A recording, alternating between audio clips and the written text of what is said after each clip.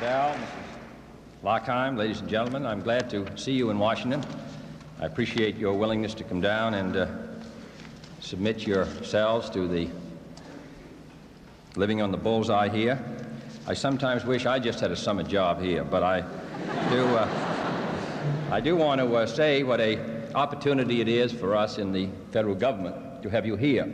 These programs of bringing young Americans, particularly college students, to Washington every summer to work in the various departments have been going on for a great many years. The federal government does not do this out of largesse. It does it because it hopes that in the 1 month or 2 months that you come to Washington and work with us, that you will become sufficiently interested in government as a career that many of you will come back, and that in that way we can attract to the national governmental service the best of the talent of our country, those who are most interested, those who are most committed. This has been going on, as I've said, for a great many years. What we've been attempting to do this year, however, is to spread your interest. Those who may work in the State Department or the Department of Defense, those who may work in the White House or in the Executive Office, do get a very clear idea, whether it may be because of carrying messages from one part of the building to another, or working in more sophisticated jobs, they get some idea of what the work of the government department in their area may be. But what we are anxious to do is to use this time while you are here to give you as much information, as broadly based and as sophisticated as is possible. And therefore, during the next 2 months, with your help and cooperation, we will attempt to bring to your attention some of the many facets of governmental service. It is my judgment that there is no career that could possibly be open to you in the 1960s that will offer to you as much satisfaction, as much stimulus, as little compensation, perhaps financially, as being a servant of the United States government. I think within all of us, and really in a sense, I suppose, endowed almost by nature, in addition to a natural desire to advance our own interests, there is also a parallel desire, and that is to be part of a great enterprise of public service. The totalitarian powers have exploited that. Even in Cuba, Mr. Castro's emphasis certainly at the beginning was on a desire to improve the lot of the Cuban people. And therefore in China, we had all these examples of people spending their day off, going out on illiteracy, health, building dams, doing all the things to build a better country. This is in all of us.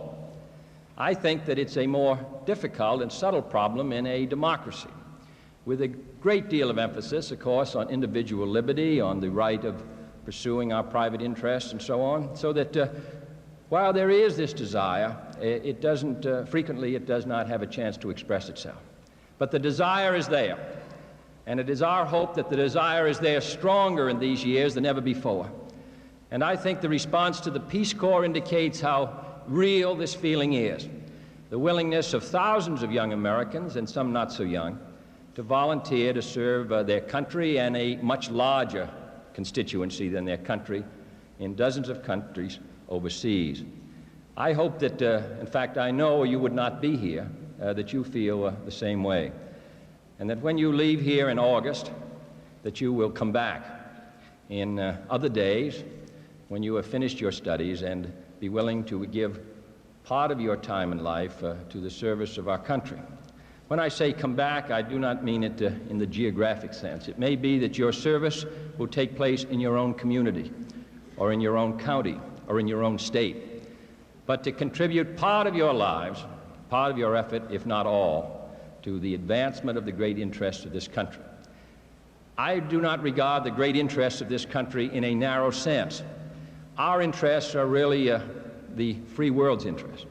And I am constantly impressed, day after day, with the fact that this rather small country, in the relative sense, only 6% of the world's population, that we are carrying the burden for the defense of freedom in nearly every part of the globe. It is the United States, as a member of the CEDAW Treaty, who sent its troops to Thailand to help preserve the independence of Southeast Asia. It is the United States which is making the major effort in Vietnam. It is the United States which has the great number of troops stationed in West Germany today. It is the United States, when the moment of crisis comes in Berlin, that plays the large role. It is the United States which has poured out its billions of dollars of gold in order to help rebuild Western Europe. It is the United States which contributes to the economic and political and social development of Latin America through the Alliance for Progress. It is the United States, on behalf of the free world, that makes the great effort in space and makes the great effort in national security. Our dollar payments, which we hear so much about, would long ago have been balanced. The United States would have had nearly all the gold in the world if in the last 15 years we had followed a narrow, parochial viewpoint instead of assisting those who we regarded as heavily pressed.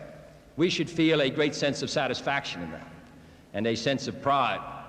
The United States today spends nearly $4 or $5 billion for national security interests abroad, which add to our gold drain. This is only one of countless examples that could be given of the great role that we play in the defense of freedom at a time of maximum danger. So when we serve our country in 1962, I think we're serving the cause of freedom. And it is, of course, our hope that Western Europe and the common market will be an outgoing institution which will associate with this great effort and not merely turn into itself and build greater prosperity merely for its own people.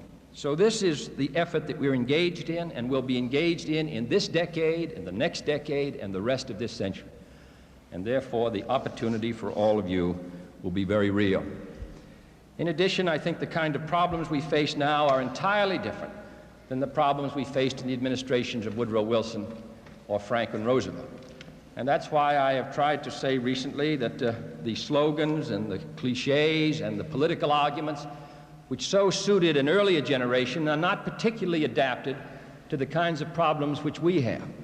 Most of our problems are technical, administrative, sophisticated, and merely being a member of one or the other political party does not offer you a solution to the problem.